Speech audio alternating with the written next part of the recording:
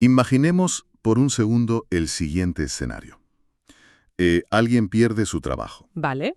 Tiene 47 años y el país entero está inmerso en la devastadora crisis inmobiliaria de 2008 en España. Ostras, una pesadilla financiera para cualquiera. Exacto. O sea, para el 99% de la población, ese momento es una tragedia absoluta. Pero para nuestro protagonista de hoy, un hombre llamado Vico, fue el día exacto en el que, al mirar sus cuentas, se dio cuenta de que no tendría que volver a trabajar jamás. Fíjate qué contraste. Totalmente. Y la pregunta que detona esta inmersión profunda de hoy es: ¿cómo pasas de empezar con unas humildes 50.000 pesetas en los años 80? Que al cambio son unos 300 euros. Eso es. ¿Cómo pasas de ahí a ser financieramente invencible frente a una de las peores recesiones de la historia? Vale, vamos a desglosar esto, porque hoy vamos a explorar la verdadera anatomía de la libertad financiera en la España de 2026. Y la verdad es que es un caso de estudio fenomenal para arrancar. Lo fascinante aquí es que desmitifica por completo la imagen que solemos tener del inversor de éxito. Porque, a ver, cuando analizamos los materiales que tenemos sobre la mesa hoy, Que son una buena pila de fuentes, ¿eh? sí, muy variadas. Tenemos el testimonio directo de Vico, por un lado. Luego, guías actualizadas a 2026 sobre el movimiento de independencia financiera. También un análisis del panorama de los robo-advisors. Las famosas plataformas fintech. Exacto. Y para rematar, un interesantísimo estudio académico de la Universidad Nacional Autónoma de México, la UNAM, sobre innovación empresarial. Que suena a que no tiene nada que ver, pero luego veremos que encaja perfectamente. Como un guante. Lo que emerge de todo esto no es una fórmula mágica para dar el pelotazo. Lo que emerge es cómo conectar, digamos, el comportamiento humano más básico con las matemáticas más puras. Claro, y para desgranar todo esto, hay que entender primero cuál es nuestra misión de hoy. No estamos aquí para hablar de cómo acumular billetes en una cuenta bancaria solo para presumir de estatus. ¿Qué va? Eso es un error de concepto enorme. El dinero, tal y como lo plantean nuestras fuentes, no es un fin en sí mismo. Es tecnología pura diseñada para comprar una sola cosa. Tiempo. Tiempo. Queremos desmentir esos mitos tóxicos de hacerse rico sin esfuerzo y entender cómo los sistemas que usan las grandes multinacionales pueden aplicarse al salón de cualquier casa. Pero bueno, antes de irnos a la macroeconomía o a la inteligencia artificial de las finanzas, creo que debemos volver a Vico. Sí, porque su filosofía personal ancla toda esta teoría en el suelo. Eso es. El testimonio de Vico es vital porque establece una distinción fundamental que la sociedad de consumo confunde constantemente. O sea, la diferencia entre un tacaño y un ahorrador. Uy, esa línea es muy fina para mucha gente. Totalmente. A ver, un tacaño es alguien que guarda el dinero bajo el colchón, vive con un miedo constante a la escasez y por tanto se priva de las experiencias de la vida. Su único objetivo es simplemente tener el dinero ahí, estancado. Acumular por acumular. Eso es. En cambio, el ahorrador, bajo el prisma de Vico, es un estratega. Invierte para comprar libertad futura. Esa parte es reveladora. Vico pone un ejemplo clarísimo. Se pregunta por qué alguien gastaría 1.200 euros en un teléfono móvil de ultimísima generación por pura validación social, cuando un dispositivo de 150 euros cubre exactamente las mismas necesidades operativas reales. Claro, para llamar y mandar mensajes. Exacto. Y esa diferencia de 1.050 euros no es simplemente dinero no gastado. Si lo inviertes, son literalmente meses de libertad futura comprados. Es decir, no se está eligiendo entre un teléfono y otro. ¿Se elige entre impresionar a desconocidos hoy? O poder decirle a tu jefe que te vas un mes de vacaciones dentro de unos años. Aunque, bueno, Vico también confiesa que cometió errores de novato. Nadie nace sabiendo. Claro, cuenta cómo metió dinero en acciones de Terra a principios de los 2000 y aquello se esfumó por completo. ¡Ostras! ¡Terra! Ese error es el puente perfecto hacia el por qué las estrategias han evolucionado tanto. Vico cayó en la trampa de invertir en lo que él llama chicharros. Empresas de humo impulsadas por la pura especulación, vamos. Exacto. Y esa es la gran lección. Alejarse de la especulación y acercarse a las matemáticas contrastadas. Quien siga el movimiento FIRE, por sus siglas en inglés, conoce de sobra la regla del 4%. Sí, un clásico. No necesitamos explicar de dónde viene el acrónimo a estas alturas, pero lo que sí debemos analizar es cómo las guías de 2026 aplican esta regla al contexto inflacionario español actual. La teoría dice que multiplicando los gastos anuales por 25, obtienes el capital necesario para retirar un 4% cada año. Ajustado a la inflación. Eso es, ajustado para no descapitalizarte nunca. Y aquí es donde se pone realmente interesante, porque las fuentes contextualizan esto en 3 tramos de vida muy claros para la España de hoy. Tenemos, en primer lugar, el Lean Fire, que es el enfoque más minimalista. Para quienes necesitan muy poco para vivir. Justo. Si alguien puede vivir con unos 800 euros al mes, la cifra mágica a alcanzar ronda los 240.000 euros invertidos. Luego está el Regular Fire, que representa una vida cómoda y estándar, con gastos, digamos, de entre 1.500 y 2.500 euros mensuales. Ahí ya sube bastante la cosa. Sí, ahí nos vamos a un capital de entre 450.000 y 750.000 euros. Y por último, el Fat Fire, que incluye lujos, viajes y un gasto holgado por encima de los 3.500 euros al mes. Esto ya requiere superar la barrera del 1.000.000 de euros. Madre mía, ¿1 millón? Ya te digo, yo siempre lo visualizo como un reloj de arena, Me gusta esa imagen. pero con una peculiaridad. La arena fluye hacia arriba. Cada euro invertido es un grano de arena que vuelve a la parte superior del reloj, devolviéndote horas de tu propia vida. La analogía del reloj ilustra perfectamente la mecánica de la acumulación. Pero a ver, la clave no está en el tamaño del reloj, está en la velocidad a la que echas la arena. Ya, pero ahí tengo que hacer de abogado del diablo. Dispara. A ver, si tomamos el Regular Fire, estamos hablando de casi 750.000 de euros. Con el salario medio que hay en España en 2026, decirle a un trabajador común que tiene que acumular eso multiplicando sus gastos por 25, Parece una montaña imposible. es que no es completamente desmoralizador. Suena a una utopía matemática desconectada totalmente de la calle. Es normal pensarlo. La intuición nos dice que sí. Pero lo fascinante aquí es que los datos muestran una realidad diametralmente opuesta. O sea, el salario absoluto no es el motor principal. ¿Ah, no? ¿Qué va? La variable verdaderamente crítica es la tasa de ahorro. Y aquí es donde la matemática se vuelve apasionante y explica el cómo. Si alguien logra ahorrar e invertir el 70% de su salario, asumiendo una rentabilidad media del mercado del 7%, alcanza su independencia en solo 8 años y medio. Espera. Vamos a detenernos en esto un segundo. 8 años y medio. Da igual lo que ganes. Exacto. Da igual. Ostras. Porque la magia de la tasa de ahorro actúa por partida doble. Fíjate, si ahorras el 70% de tu sueldo, significa que has aprendido a vivir solo con el 30%. Claro, te has adaptado. Eso es. Por un lado, estás inyectando una cantidad masiva de capital al interés compuesto. Pero por el otro lado, estás reduciendo drásticamente el denominador de la ecuación. O sea, la cantidad de dinero que necesitas para mantener tu estilo de vida es bajísima. Claro, no necesitas ese 1.000.000 de euros si vives con tan poco. Exactamente. Cada euro ahorrado es un euro más generando intereses. Y simultáneamente un euro menos que necesitas para sobrevivir en el futuro. Por eso da igual si ganas 20.000 o 100.000 euros. El reloj corre a la misma velocidad si el porcentaje de ahorro es el mismo. ¡Wow! Esa doble acción del euro ahorrado cambia por completo la perspectiva. Pero claro, si la matemática es tan implacablemente pura y sencilla, y alguien como Vico logró encender la mecha con apenas 300 euros actuales, Porque no lo hace todo el mundo. eso es. ¿Por qué la inmensa mayoría fracasa o ni siquiera lo intenta? Según las fuentes de 2026, todo apunta a una serie de errores sistémicos invisibles. El primero es la trampa mental de postergar. Un clásico. Esa frase que todos hemos escuchado o dicho alguna vez. Empezaré a invertir cuando gane un poco más. Esperar el momento perfecto es como sentarte en el coche y negarte a arrancar el motor hasta que, literalmente, todos los semáforos de la ciudad estén en verde. Imposible, vaya. ¿Nunca arrancas? No va a pasar. Y mientras esperas, el tiempo perdido sin que el interés compuesto haga su trabajo te acaba costando muchísimo más que ese capital inicial que crees que te falta. Efectivamente, la pérdida del vector tiempo en una gráfica de interés compuesto no se puede compensar más tarde trabajando el doble.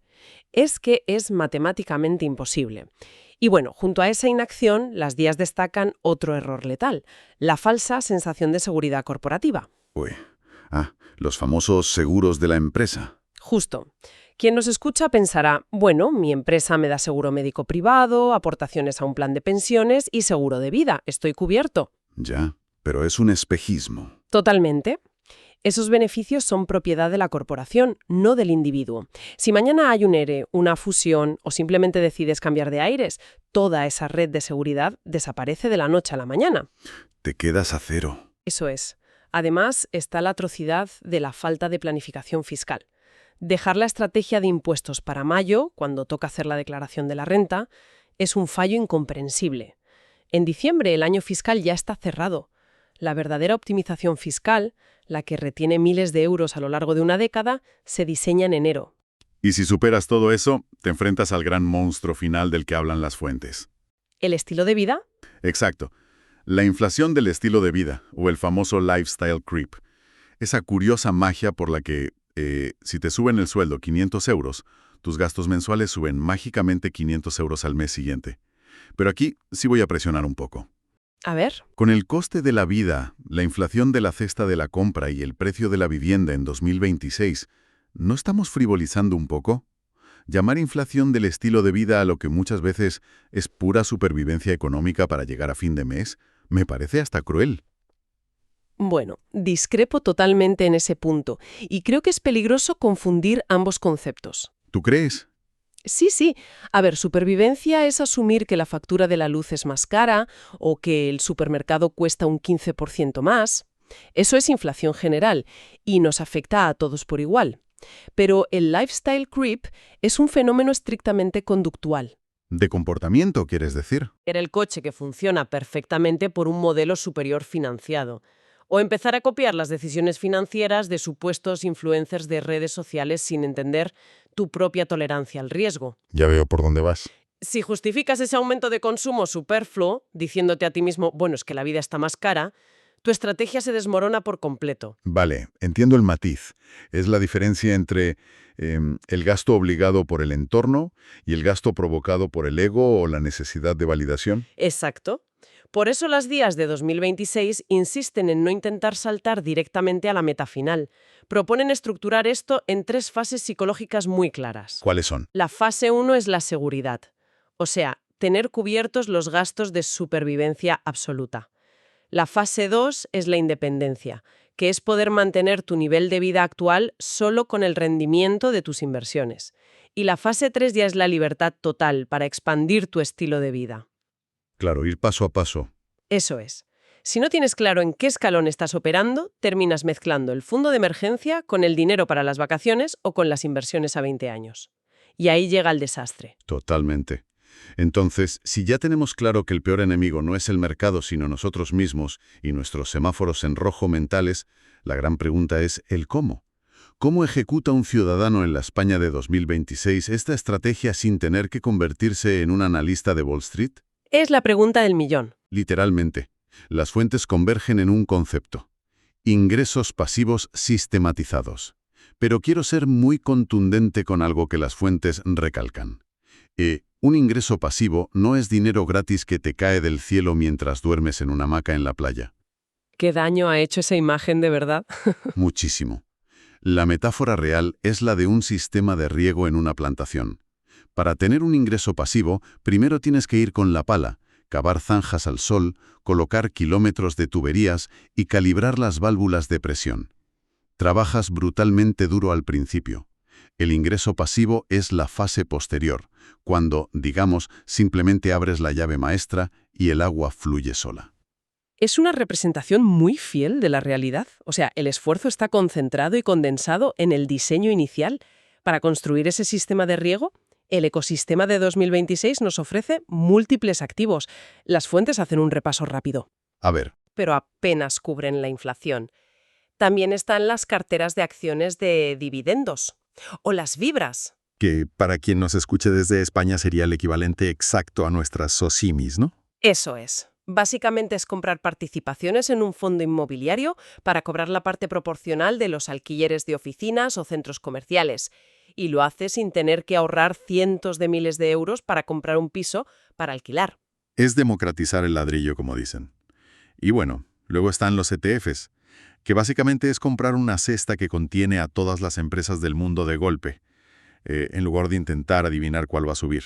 Exacto. diversificación total. Pero la verdadera estrella del show, en 2026, la válvula automática de nuestro sistema de riego para el inversor de AP, es el Robo-Advisor. Sin duda. Son gestores de patrimonio automatizados por algoritmos. Y el panorama en España es bastante robusto hoy en día. Tenemos a Indexa Capital, que sigue siendo el gran referente en gestión pasiva mediante fondos indexados, machacando los costes para dejarlos en torno al 0,53% anual total. Bajísimos, la verdad. Está InvestMev, que destaca por su enfoque en ETFs y sobre todo en la inversión socialmente responsable, aplicando filtros ESG, que básicamente significa que tu dinero no va a empresas que destrozan el medio ambiente o tienen malas prácticas sociales. También se menciona a eToro con sus carteras temáticas y a Revolut. Que ha convertido la inversión en algo que gestionas mientras pagas el café con el móvil. Tal cual. Sea usar la app. Son sus mecánicas internas. O sea, la diversificación global automática, los bajos costes y, sobre todo, el rebalanceo periódico. Quiero que profundicemos en eso del rebalanceo, porque creo que es el concepto peor entendido. Yo siempre digo que un Robo-Advisor es como el sistema anticolisión de un coche autónomo, pero como te salva exactamente de estrellarte. O sea, ¿qué hace la máquina cuando el mercado entra en pánico? Esto plantea una pregunta crucial sobre los sesgos de comportamiento. A ver, imaginemos que defines tu perfil de riesgo en el algoritmo y te asigna una cartera con 60% de acciones y 40% de bonos seguros. Vale, 60-40. De repente hay una crisis global. Las acciones se desploman. Tu cartera ya no es 60-40, ahora las acciones valen tan poco que representan solo el 40% del total. El instinto humano entra en pánico, te sudan las manos y quieres venderlo todo para huir. El sálvese quien pueda de toda la vida. Exacto. Pero el algoritmo, que no tiene pulso ni emociones, detecta el desajuste. ¿Y qué hace? Pues vende automáticamente parte de tus bonos estables, que no han bajado de precio, para comprar más acciones precisamente porque están baratas. Así restaura el equilibrio original de 60-40. ¡Ostras! O sea, te obliga a comprar barato y vender caro, que es exactamente lo contrario de lo que nos dicta el miedo visceral. Exactamente. El algoritmo te proteja de tus propios volantazos emocionales. Es la forma tecnológica de evitar el error que el propio Bizco cometió al inicio cuando se dejó llevar por la euforia de comprar acciones de Terra. Ya, pero, a ver, si externalizamos toda la toma de decisiones tácticas a un algoritmo, ¿no corremos el riesgo de atrofiar nuestra propia inteligencia financiera? Quiero decir, si la máquina hace el trabajo sucio, nosotros nos desconectamos. Ahí está el error de concepto. La inteligencia financiera no se atrofia, simplemente se eleva de categoría. ¿Cómo es eso? Pues que el individuo deja de microgestionar la compra-venta diaria, que es un trabajo táctico y agotador, para centrarse en la estrategia vital a largo plazo. Es la transición de ser el obrero que pone ladrillos a ser el arquitecto que diseña el edificio. ¡Qué buena comparación! Entonces, ¿qué significa todo esto a nivel práctico? Pues que delegar la ejecución técnica para enfocarse en la visión global es de hecho el comportamiento de las organizaciones más exitosas del mundo. Y esto enlaza de forma sorprendente con el documento más inesperado de nuestra pila de fuentes de hoy. El estudio de la UNAM. Un estudio académico puro y duro del tomo 2 de la Universidad Nacional Autónoma de México. Cuando vi este análisis sobre gestión de empresas, pensé, ¿qué pinta esto en una inversión sobre finanzas personales? A simple vista, parece que se han colado los papeles. Totalmente. Pero encaja como un guante. Lo que funciona para una corporación internacional resulta que funciona para la economía de tu casa. Totalmente. A ver, el estudio de la UNAM analiza empresas de manufactura y de servicios en plena era de crisis y pandemia y desarrolla una métrica fascinante llamada el Índice de Cooperación Externa para la Innovación. Suena muy técnico. Sí, pero el concepto es sencillo. Su conclusión principal, sustentada con datos duros, es que las empresas que intentaban resolver los problemas de cadena de suministro y desarrollo a puerta cerrada de forma aislada, pues fracasaban o se estancaban.